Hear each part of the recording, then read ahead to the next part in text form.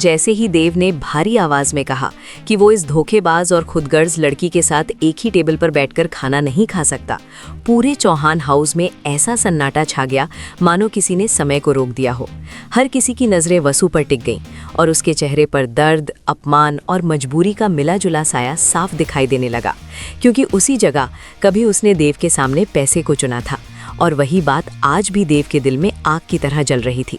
लेकिन इससे पहले कि बात और बिगड़ती, माँ साहब ने शांत लेकिन सख्त आवाज़ में ऐलान किया कि आज के खास मेहमान देव और वसु ही हैं और ये डिनर सिर्फ एक औपचारिकता नहीं बल्कि उनके लिए एक सरप्राइज़ है, क्योंकि देव ने अपने इलाज तक को अधूरा छोड़कर परिवार के लिए आने का फैसला किया था और वसु ने उस वक्त पूरे घर की जिम्मेदारी संभाली थी जब पुलिस उन्हें लेकर जा रही थी। बाहर से सब कुछ सामान्य दिख रहा था, लेकिन अंदर ही अंदर देव का मन टूट रहा था। उसे समझ नहीं आ रहा था कि एक तरफ माँ साहब वसु को बड़ी बहू मानने से इनकार करती हैं और दूसरी तरफ उसी लड़की के लिए अपने हाथों से खाना बनाकर प्यार जता रही हैं। तभी बाबा साहब ने देव को अलग ले जाकर समझाया कि चंद्रिका दिल से वसु को अपनी बहू मान चुकी है, लेकिन उसका अहंकार उसे ये सच स्वीकार नहीं करने देता और शायद चंद्रिका खुद भी नहीं जानती कि कब से वो वसु और देव के रिश्ते को स्वीकार कर चुकी है। देव के दिल में उम्मीद और शक दोनों साथ साथ चल रहे थे। वहीं दूसरी तरफ वसु चुपचाप सब कुछ सह रही थी, क्योंकि उसे पता था कि अगर उसने एक शब्द भी बोला तो देव का गुस्सा और भड़क जाएगा। तभी अचानक दरवाजे पर किसी के आने की आवाज़ हुई और पूरे घर का ध्यान वहीं चला गया, क्योंकि सामने खड़ी थी नंदिनी, जिसकी आंखों में मुस्कान तो थी लेकिन दिल में जलन की आग साफ दिखाई दे रही थी। नंदिनी ने आते ही माहौल को हल्के अंदाज में बदलने की कोशिश की, लेकिन उसकी हर बात में वसु के लिए ताना छिपा हुआ था। देव को यह सब देखकर गुस्सा आ रहा था, लेकिन वो कुछ बोल नहीं पा रहा था। तभी माँ साहब ने नंदिनी को भी डिनर में शामिल होने का न्योता दे दिया और यही वो पल था जब वसु का दिल अंदर ही अंदर टूटने लगा, क्योंकि उसे लगा कि शायद अब देव की जिंदगी में उसकी कोई जगह नहीं बची।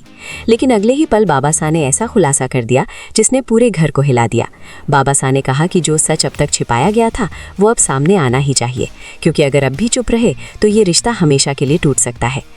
जैसे ही देव ने भारी आवाज में कहा कि वो इस धोखेबाज और खुदगर्ज लड़की के साथ एक ही टेबल पर बैठकर खाना नहीं खा सकता, पूरे चौहान हाउस में ऐसा सन्नाटा छा गया मानो किसी ने समय को रोक दिया हो।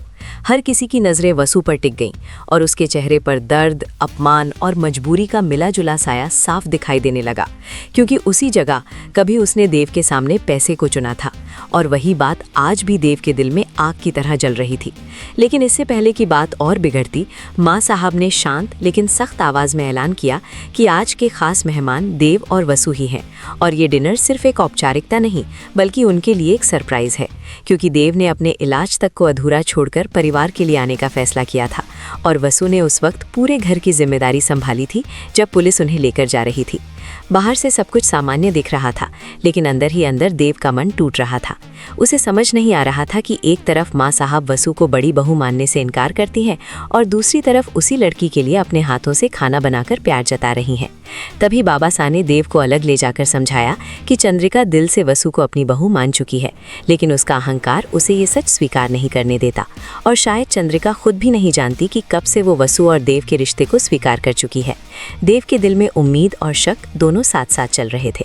वहीं दूसरी तरफ वसु चुपचाप सब कुछ सह रही थी, क्योंकि उसे पता था कि अगर उसने एक शब्द भी बोला तो देव का गुस्सा और भड़क जाएगा। तभी अचानक दरवाजे पर किसी के आने की आवाज़ हुई और पूरे घर का ध्यान वहीं चला गया, क्योंकि सामने खड़ी थी नंदिनी, जिसकी आंखों में मुस्कान तो थी लेकिन दिल में जलन की आग साफ दिखाई दे रही थी। नंदिनी ने आते ही माहौल को हल्के अंदाज में बदलने की कोशिश की, लेकिन उसकी हर बात में वसु के लिए ताना छिपा हुआ था। देव को यह सब देखकर गुस्सा आ रहा था, लेकिन वो कुछ बोल नहीं पा रहा था। तभी माँ साहब ने नंदिनी को भी डिनर में शामिल होने का न्योता दे दिया और यही वो पल था जब वसु का दिल अंदर ही अंदर टूटने लगा, क्योंकि उसे लगा कि शायद अब देव की जिंदगी में उसकी कोई जगह नहीं बची। लेकिन अगले ही पल बाबा साहब ने ऐसा खुलासा कर दिया जिसने पूरे घर को हिला दिया। बाबा साहब ने कहा कि जो सच अब तक छिपाया गया था वो अब सामने आना ही चाहिए, क्योंकि अगर अब भी चुप रहे तो ये रिश्ता हमेशा के लिए टूट सकता है। देव ने हैरानी से बाबा साहब की तरफ देखा और पूछा कि आखिर कौन सा सच। तभी तभी बाबा सा ने बताया कि जिस दिन वसु ने पैसों को चुना था वो फैसला उसका नहीं बल्कि मजबूरी थी। उस दिन किसी ने उसे ब्लैकमेल किया था और अगर उसने पैसे नहीं चुने होते तो चौहान परिवार की सबसे बड़ी सच्चाई दुनिया के सामने आ जाती। ये सुनते ही देव के पैरों तले जमीन खिसक गई, क्योंकि उसे एहसास हुआ कि जिस लड़की को वो धोखेबाज समझ रहा था वो असल में परिवार को बचाने के लिए खुद को कुर्बान कर रही थी। लेकिन इससे पहले कि देव कुछ समझ पाता, नंदिनी ने अचानक चिल्लाकर कहा कि ये सब झूठ है और वसु सिर्फ एक चालाक लड़की है जो देव की कमजोरी का फायदा उठा रही है। माहौल फिर से गर्म हो गया। देव के दिल में सवालों का तूफान उठने लगा। उसे समझ नहीं आ रहा था कि किस पर भरोसा करे।